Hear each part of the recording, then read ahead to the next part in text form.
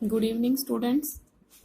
ਆਪਾਂ teaching of Punjabi 'ਚ topic ਕਰ ਰਹੇ ਹਾਂ ਪਾਠ ਪੁਸਤਕ, ਜਿਹਦੇ ਵਿੱਚ ਅੱਜ ਤੋਂ ਪਹਿਲਾਂ ਆਪਾਂ ਪਾਠ ਪੁਸਤਕ ਦਾ ਅਰਥ, ਪਰਿਭਾਸ਼ਾ ਅਤੇ ਇਸ ਦੀ ਗੁਣ ਜਿਹੜੇ ਹੈ ਉਹ ਕਰ ਚੁੱਕੇ ਹਾਂ। ਅੱਜ ਆਪਾਂ ਇਸੇ ਟੌਪਿਕ ਨੂੰ ਕੰਟੀਨਿਊ ਕਰਾਂਗੇ ਅੱਗੇ। ਪਾਠ ਪੁਸਤਕ ਦੀ ਲੋੜ ਅਤੇ ਮਹੱਤਤਾ। ਸਿੱਖਿਆ ਦੇ ਖੇਤਰ ਵਿੱਚ ਪੰਜਾਬੀ ਦੀ ਪਾਠ ਪੁਸਤਕ ਦੀ ਲੋੜ ਅਤੇ ਮਹੱਤਤਾ ਨੂੰ ਅਣਗੌਲਿਆ ਨਹੀਂ ਕੀਤਾ ਜਾ ਸਕਦਾ, ਕਿਉਂਕਿ ਪਾਠ ਪੁਸਤਕ ਦੇ ਮਾਧਿਅਮ ਰਾਹੀਂ ਵਿਦਿਆਰਥੀਆਂ ਨੂੰ ਸਿੱਖਿਆ ਜਿਹੜੀ ਹੈ ਪ੍ਰਦਾਨ ਕਰਨ ਦੇ ਵਿੱਚ ਮਹੱਤਵਪੂਰਨ ਯੋਗਦਾਨ ਜਿਹੜਾ ਹੈ ਉਹ ਪਾਠ ਪੁਸਤਕ ਦਾ ਹੁੰਦਾ ਹੈ। ਭਾਸ਼ਾ ਸਿੱਖਿਆ ਦੇ ਵਿੱਚ ਪਾਠ ਪੁਸਤਕ ਜਿਹੜੀ ਹੈ ਉਸ ਦਾ ਸਥਾਨ ਮਹੱਤਵਪੂਰਨ ਹੈ। ਭਾਸ਼ਾ ਸਿੱਖਿਆ ਵਿੱਚ ਪਾਠ ਪੁਸਤਕ ਦੀ ਸਿੱਖਿਆ ਤੋਂ ਬਿਨਾਂ ਅਧੂਰੀ ਮੰਨੀ ਜਾਂਦੀ ਹੈ, ਕਿਉਂਕਿ ਜਿਹੜੀ ਭਾਸ਼ਾ ਸਿੱਖਿਆ ਹੈ ਉਹ ਪਾਠ ਪੁਸਤਕ ਦੀ ਸਿੱਖਿਆ ਤੋਂ ਬਿਨਾਂ ਜਿਹੜੀ ਹੈ ਉਹ ਕੰਪਲੀਟ ਨਹੀਂ ਕੀਤੀ ਜਾ ਸਕਦੀ। ਪਾਠ ਪੁਸਤਕ ਦੀ ਲੋੜ ਤੇ ਮਹੱਤਤਾ ਦੇ ਵਾਸਤੇ ਆਪਾਂ ਹੁਣ ਕੁਝ ਬਿੰਦੂਆਂ ਦਾ ਅਧਿਐਨ ਕਰਾਂਗੇ। ਪਹਿਲਾ ਹੈ ਗਿਆਨ ਪ੍ਰਾਪਤੀ ਦਾ ਸਾਧਨ। ਪਾਠ ਪੁਸਤਕਾਂ ਜਿਹੜਾ ਹੈ ਵਿਦਿਆਰਥੀਆਂ ਦੇ ਗਿਆਨ ਵਿੱਚ ਵਾਧਾ ਕਰਨ ਦਾ ਸਾਧਨ ਹਨ। ਪੁਸਤਕ ਦੇ ਸਹਾਰੇ ਵਿਅਕਤੀ ਬਿਨਾਂ ਕਿਸੇ ਅਧਿਆਪਕ ਦੇ ਆਪਣਾ ਗਿਆਨ ਵਧਾ ਸਕਦਾ ਹੈ। ਵਿਦਿਆਰਥੀ ਆਪਣੀ ਰੁਚੀ ਅਨੁਸਾਰ ਭਿੰਨ-ਭਿੰਨ ਪਾਠ ਪੁਸਤਕਾਂ ਨੂੰ ਪੜ੍ਹ ਕੇ ਆਪਣੇ ਗਿਆਨ ਵਿੱਚ ਵਾਧਾ ਕਰ ਸਕਦਾ ਹੈ। ਇਹ ਪਾਠ ਪੁਸਤਕਾਂ ਜਿਹੜੀਆਂ ਹਨ ਉਹ ਵਿਸ਼ੇ ਨਾਲ ਸੰਬੰਧਿਤ ਹੋ ਸਕਦੀਆਂ ਹਨ ਜਾਂ ਸਹਾਇਕ ਪੁਸਤਕਾਂ ਦੇ ਰੂਪ ਵਿੱਚ ਇਹਨਾਂ ਦਾ ਉਪਯੋਗ ਕੀਤਾ ਜਾ ਸਕਦਾ ਹੈ। ਪਾਠ ਪੁਸਤਕਾਂ ਜਿਹੜੀਆਂ ਹੈ ਉਹ ਵਿਦਿਆਰਥੀ ਕੋਲ ਹਮੇਸ਼ਾ ਰਹਿੰਦੀਆਂ ਹਨ। ਉਹ ਸ਼੍ਰੇਣੀ ਦੇ ਕਮਰੇ ਤੋਂ ਬਾਹਰ ਵੀ ਪਾਠ ਪੁਸਤਕ ਦੇ ਮਾਧਿਅਮ ਰਾਹੀਂ ਆਪਣੀ ਦੁਹਰਾਈ ਕਰ ਸਕਦੇ ਹਨ ਅਤੇ ਆਪਣੇ ਗਿਆਨ ਨੂੰ ਸਥਾਈ ਬਣਾਉਣ ਵਿੱਚ ਸਹਿਯੋਗ ਕਰ ਸਕਦੇ ਹਨ। ਅਗਲਾ ਜਿਹੜਾ ਬਿੰਦੂ ਹੈ ਉਹ ਹੈ ਮਾਰਗਦਰਸ਼ਨ ਲਈ। ਪਾਠ ਪੁਸਤਕਾਂ ਸਿੱਖਿਆ ਪ੍ਰਕਿਰਿਆ ਦੇ ਦੌਰਾਨ ਅਧਿਆਪਕ ਅਤੇ ਵਿਦਿਆਰਥੀਆਂ ਦੋਹਾਂ ਲਈ ਮਾਰਗਦਰਸ਼ਨ ਦਾ ਕੰਮ ਕਰਦੀਆਂ ਹਨ। ਇਸ ਦੇ ਆਧਾਰ ਉੱਤੇ ਅਧਿਆਪਕ ਸ਼੍ਰੇਣੀ ਵਿੱਚ ਅਧਿਆਪਨ ਦੀ ਰੂਪਰੇਖਾ ਤਿਆਰ ਕਰਦਾ ਹੈ, ਕਿਉਂਕਿ ਜੋ ਵਿਸ਼ਾ ਸਮੱਗਰੀ ਪੜ੍ਹਾਉਣੀ ਹੈ ਉਹ ਪਾਠ ਪੁਸਤਕ ਦੇ ਵਿੱਚ ਸਾਨੂੰ ਅਧਿਆਪਕ ਤੇ ਵਿਦਿਆਰਥੀਆਂ ਨੂੰ ਮਿਲਦੀ ਹੈ।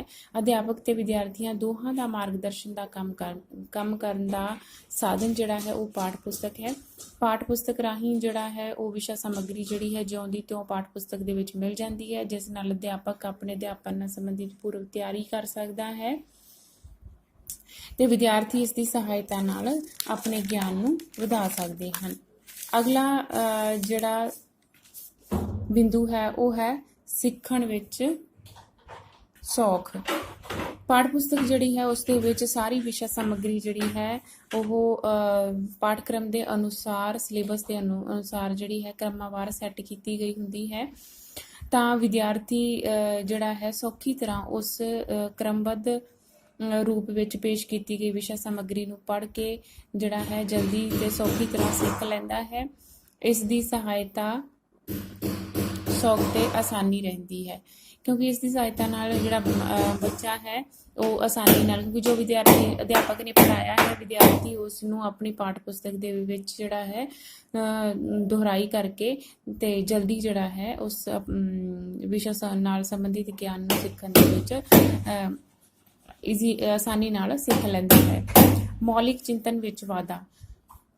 ਪਾਠ ਪੁਸਤਕਾਂ ਦੀ ਸਹਾਇਤਾ ਨਾਲ ਵਿਦਿਆਰਥੀਆਂ ਦੇ ਮੌਲਿਕ ਚਿੰਤਨ ਵਿੱਚ ਵਾਧਾ ਹੁੰਦਾ ਹੈ। ਪੁਸਤਕਾਂ ਮੌਲਿਕ ਚਿੰਤਨ ਦਾ ਆਧਾਰ ਹੈ। ਇਹਨਾਂ ਵਿੱਚ ਵਿਦਵਾਨਾਂ ਦੇ ਉੱਤਮ ਵਿਚਾਰ ਸ਼ਾਮਲ ਹੁੰਦੇ ਹਨ। ਇਸ ਨਾਲ ਸਿਹਤਮੰਦ ਅਤੇ ਮੌਲਿਕ ਚਿੰਤਨ ਵੱਧਦਾ ਹੈ। ਅਗਲਾ ਹੈ ਗਿਆਨ ਤੇ ਸਥਾਈ ਕਰਨ ਵਿੱਚ ਸਹਾਇਕ। ਪਾਠ ਪੁਸਤਕਾਂ ਜਿਹੜੀਆਂ ਹਨ ਉਹ ਗਿਆਨ ਨੂੰ ਸਥਾਈ ਕਰਨ ਦਾ ਕੰਮ ਕਰਦੀਆਂ ਹਨ। ਸਿੱਖੇ ਹੋਏ ਤੱਥਾਂ ਨੂੰ ਲੰਮੇ ਸਮੇਂ ਤੱਕ ਯਾਦ ਰੱਖਣ ਲਈ ਪਾਠ ਪੁਸਤਕਾਂ ਜ਼ਰੂਰੀ ਹਨ। ਹਾਂਜੀ, ਅਗਲਾ ਬਿੰਦੂ ਹੈ ਗਿਆਨ ਦੇ ਸਥਾਈਕਰਨ ਵਿੱਚ ਸਹਾਇਕ। ਪਾਠ ਪੁਸਤਕਾਂ ਦੀ ਲੋੜ ਇਸ ਕਰਕੇ ਵੀ ਹੁੰਦੀ ਹੈ ਕਿਉਂਕਿ ਇਹ ਗਿਆਨ ਨੂੰ ਸਥਾਈ ਬਣਾਉਣ ਦਾ ਕੰਮ ਕਰਦੀਆਂ ਹਨ। ਪਾਠ ਪੁਸਤਕਾਂ ਬੱਚਿਆਂ ਦੇ ਗਿਆਨ ਦੇ ਵਿੱਚ ਵਾਧਾ ਕਰਨ ਦੇ ਨਾਲ ਨਾਲ ਉਹਨਾਂ ਦੇ ਗਿਆਨ ਨੂੰ ਸਥਾਈ ਵੀ ਬਣਾਉਂਦੀਆਂ ਹਨ। ਸਿੱਖੇ ਹੋਏ ਤੱਥਾਂ ਨੂੰ ਲੰਮੇ ਸਮੇਂ ਤੱਕ ਯਾਦ ਰੱਖਣ ਲਈ ਪਾਠ ਪੁਸਤਕਾਂ ਜ਼ਰੂਰੀ ਹਨ। ਅਗਲਾ ਹੈ ਮਨੋਰੰਜਨ ਦਾ ਸਾਧਨ। ਪਾਠ ਪੁਸਤਕਾਂ ਕੇਵਲ ਗਿਆਨ ਦਾ ਹੀ ਨਹੀਂ ਸਗੋਂ ਮਨੋਰੰਜਨ ਦਾ ਵੀ ਇੱਕ ਬਹੁਤ ਵਧੀਆ ਸਾਧਨ ਹਨ। ਵਿਦਿਆਰਥੀ ਆਪਣੀ ਰੁਚੀ ਅਨੁਸਾਰ ਕਹਾਣੀ, ਨਾਟਕ, ਨਾਵਲ ਆਦਿ ਸਾਹਿਤ ਨੂੰ ਪੜ੍ਹ ਕੇ ਆਨੰਦ ਮਾਣ ਸਕਦੇ ਹਨ। ਆਪਣੀ ਮਰਜ਼ੀ ਦੇ ਸਾਹਿਤ ਦੇ ਕਿਸੇ ਰੂਪ ਨੂੰ ਪੜ੍ਹਨ ਵਾਸਤੇ ਉਸ ਨਾਲ ਸੰਬੰਧਿਤ ਪੁਸਤਕ ਪੜ੍ਹ ਕੇ ਆਪਣੇ ਮਨੋਰੰਜਨ ਦੇ ਵਿੱਚ ਵੀ ਮਨੋਰੰਜਨ ਵੀ ਕਰ ਸਕਦੀਆਂ ਹਨ। ਅਗਲਾ ਹੈ ਸਵੈ ਅਧਿਐਨ ਦੀ ਪ੍ਰੇਰਨਾ। ਪਾਠ ਪੁਸਤਕਾਂ ਬੱਚਿਆਂ ਦੇ ਅੰਦਰ ਸਵੈ ਅਧਿਐਨ ਦੀ ਜਿਹੜੀ ਹੈਲਦੀ ਹੈਬਿਟ ਹੈ ਉਹ ਵਿਕਸਿਤ ਕਰਦੀਆਂ ਹਨ। ਸਵੈ ਅਧਿਐਨ ਦੀ ਰੁਚੀ ਜਿਹੜੀ ਹੈ ਬੱਚਿਆਂ ਦੇ ਅੰਦਰ ਪਾਠ ਪੁਸਤਕ ਦੇ ਮਾਧਿਅਮ ਰਾਹੀਂ ਹੀ ਵਿਕਸਿਤ ਹੁੰਦੀ ਹੈ। ਪਾਠ ਪੁਸਤਕਾਂ ਦੇ ਅਧਿਐਨ ਤੋਂ ਬੱਚਿਆਂ ਨੂੰ ਸਵੈ ਅਧਿਐਨ ਦੀ ਆਦਤ ਪੈਦਾ ਹੁੰਦੀ ਹੈ। ਅਧਿਆਪਕ ਬੱਚਿਆਂ ਨੂੰ ਲਾਹੇਵੰਦ ਅਤੇ ਚੰਗੀਆਂ ਪੁਸਤਕਾਂ ਪੜ੍ਹਨ ਲਈ ਪ੍ਰੇਰਨਾ ਦੇ ਕੇ ਉਹਨਾਂ ਵਿੱਚ ਸਵੈ ਅਧਿਐਨ ਦੀ ਆਦਤ ਪੈਦਾ ਕਰ ਸਕਦੇ ਹਨ।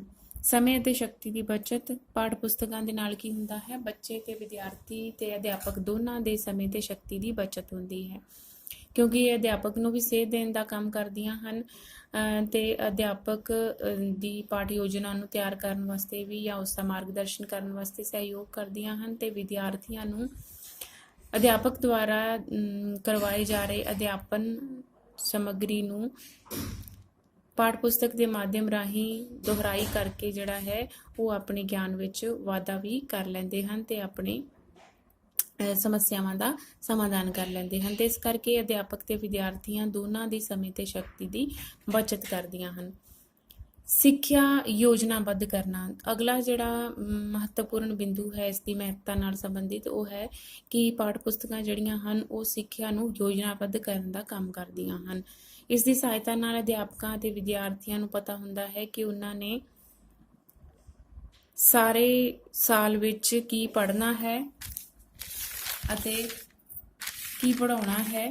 ਉਹ ਇੱਧਰ ਉੱਧਰ ਨਹੀਂ ਭਟਕਦੇ, ਕਿਉਂਕਿ ਸਾਰਾ ਜਿਹੜਾ ਉਸ ਦੇ ਵਿੱਚ ਉਸਦੇ ਉਦੇਸ਼, ਉਸਦੇ ਪਾਠਕ੍ਰਮ ਜਾਂ ਫਿਰ ਉਸਦੇ ਪਾਠਕ੍ਰਮ ਨਾਲ ਸੰਬੰਧਿਤ ਵਿਸ਼ਾ ਵਸਤੂ ਸਾਰੀ ਜਿਹੜੀ ਹੈ ਉਹ ਪਾਠ ਪੁਸਤਕਾਂ ਦੇ ਵਿੱਚ ਦਰਜ ਹੁੰਦੀ ਹੈ। ਤਾਂ ਇਸ ਕਰਕੇ ਇਹ ਜਿਹੜੀ ਸਿੱਖਿਆ ਨਾਲ ਸੰਬੰਧਿਤ ਸਮੱਗਰੀ ਹੈ ਉਸ ਨੂੰ ਯੋਜਨਾਬੱਧ ਕਰਨ ਦਾ ਕੰਮ ਕਰਦੀਆਂ ਹਨ।